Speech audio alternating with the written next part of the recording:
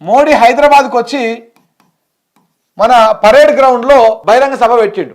ఆ బహిరంగ సభ పెట్టి ఆ పరేడ్ గ్రౌండ్లో ఏం మాట్లాడిపోయిండ్రు, కేసీఆర్ నా దగ్గరకు వచ్చిండు, కేసీఆర్ నా దగ్గరకు వచ్చి కేటీఆర్ను సీఎం చేస్తాడు, దానికి నేను ఒప్పుకోలేదు అని చెప్పిండు. చెప్పేసరికి సమయం సందర్భం లేకుండా ఎందుకన్నాడు ఎన్నికల సమయంలో? ఎందుకంటే నేను బీజేపీ అంటే BJP plus KCR party BRS రెండు ఒక్కటే అనేటువంటి సంకేతాలని ముస్లిం మైనార్టీలకు, క్రిస్టియన్ వాళ్ళకి, ఎవరైతే నాన్ హిందువులు ఉంటారో వాళ్ళందరికీ ఈ విషయాన్ని బాగా చొప్పించేసారు. అంటే నాకు ఓటేస్తే బీఆర్ఎస్ పార్టీకి వేసినట్టే, బీఆర్ఎస్ పార్టీకి వేస్తే నాకు ఓటేసినట్టే అన్నట్టుగా ఒక చర్చ తీసుకొచ్చారు. బీఆర్ఎస్ పార్టీకి ఓటేస్తే అది మా గల్లలకు వచ్చినట్టే అనేటువంటి ఒక చర్చను తీసుకొచ్చారు. ఇది ఎన్నికల సమయంలో జరిగింది ఈ కుట్ర. దీంతో కాంగ్రెస్ పార్టీ ఏం చేసింది, బలంగా ఇగో ఈ అంశాన్ని తీసుకపోయింది. బీఆర్ఎస్ బీజేపీ ఒక్కటే అనేటువంటి అంశాన్ని బలంగా తీసుకపోయింది.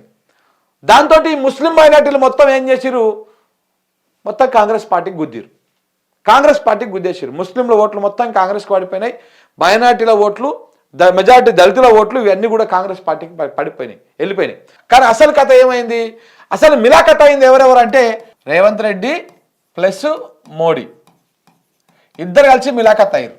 ఇలా కాంగ్రెస్ పార్టీ ఇవాళ అధికారంలో ఉంది అంటే దానికి కారణము మోడీనే. మోడీ దయాదాక్షిణ్యాల మీదనే కాంగ్రెస్ పార్టీ అధికారంలో ఉన్నది. మీరు ఒకసారి చూస్తే ఎన్నికల ముందే చూడండి, మీకు బీజేపీ కనుక నిజంగా బలంగా పోటీ చేసేది ఉంటే మోడీ బండి సంజయ్ని ఎందుకు దింపేస్తాడండి? దేనికి దింపేస్తాడు? బండి సంజయ్ కనుక అధ్యక్షుడిగా అలాగనే ఉంటే కమ్సే కమ్ము బీజేపీ ఒక 15 నుంచి 20 స్థానాలల్లో గెలిచేటిది. 15 నుంచి 20 స్థానాలల్లో వాళ్ళ ఎమ్మెల్యేలు గెలిచేటువంటి వాళ్ళు. అలా 15 నుంచి 20 వాళ్ళు గెలిస్తే బీఆర్ఎస్ పార్టీకి అధికారం వచ్చేది. కాంగ్రెస్ పార్టీకి మెజారిటీ రాకపో. కాంగ్రెస్ పార్టీకి వచ్చింది మ్యాజిక్ ఫిగర్ మీద 4 అదనంగా వచ్చినాయి. 64 సీట్లే గెలిచింది అది. ఒకవేళ కనుక ఈ 10-15 సీట్లు కనుక స్ప్లిట్ అయితే దీని నుంచే బొక్కబడుతుంది. ఎందుకంటే బీఆర్ఎస్ పార్టీ ఓటు బ్యాంక్ ఎప్పుడు చీలదు. బీఆర్ఎస్ పార్టీ పడ్డటువంటి ఓటు బ్యాంక్ బీఆర్ఎస్ పార్టీకి పడ్డది. కానీ ఇందులోకి వెళ్ళి ఒక 10-5 పోయినాయి అంటే అధికారం రాకపోవు. హంగ్ ఏర్పడుతుంది తెలంగాణ రాష్ట్రంలో. హంగ్ ఏర్పడితే 200% బీఆర్ఎస్ పార్టీ అధికారంలోకి వచ్చేది. ఇటు ఎంఐఎంతోనూ వీళ్ళతోనూ కలుపుకొని. కానీ అది రాకుండా చేయడం కోసము మోడీ, అమిత్ షా ఒక పకడ్బందీ ప్లాన్ చేసి ఆ ప్లానింగ్ ప్రకారమే కేసీఆర్ దింపాలి. కేసీఆర్ దింపాలంటే ఏం చేయాలి, కేసీఆర్ నేను ఒక్కటే అని చెప్పితే మన హైదరాబాదు మిగతా ప్రాంతాల్లో ఉన్నటువంటి అందరూ ముస్లింలు అందరూ కూడా కాంగ్రెస్ పార్టీకి ఓటేస్తారు. మైనార్టీలుగా కాంగ్రెస్ పార్టీకే ఓటేస్తారు. కాంగ్రెస్ పార్టీకి ఓటేయడం వల్ల, కాంగ్రెస్ పార్టీ గెలవడం వల్ల మనకు వచ్చే నష్టం ఏం లేదు. కానీ బీఆర్ఎస్ పార్టీ గెలిస్తే, ఇక్కడ పుసుకున్న బీఆర్ఎస్ పార్టీ గెలిస్తే రేపు మహారాష్ట్రకు ఆయన ఎగురు పెడదామని చూస్తున్నాడు, కర్ణాటకకు పోదామని చూస్తున్నాడు, ఛత్తీస్గఢ్కు పోదామని, ఒడిశాకు పోదామని చూస్తున్నాడు. సో ఇక్కడ మనకు ప్రాబ్లం అవుతుంది, మన ఓటు బ్యాంకు చీల్చేటువంటి అవకాశం ఉంటుందని చెప్పేసి మోడీ, అమిత్ షా ప్లాన్ చేసి రేవంత్ రెడ్డితో కుమ్మక్క అయిపోయి ఇక్కడికి వచ్చి ఈ రకమైనటువంటి రాజకీయం చేసేది. ఇది ఓపెన్ సీక్రెట్ ఇది.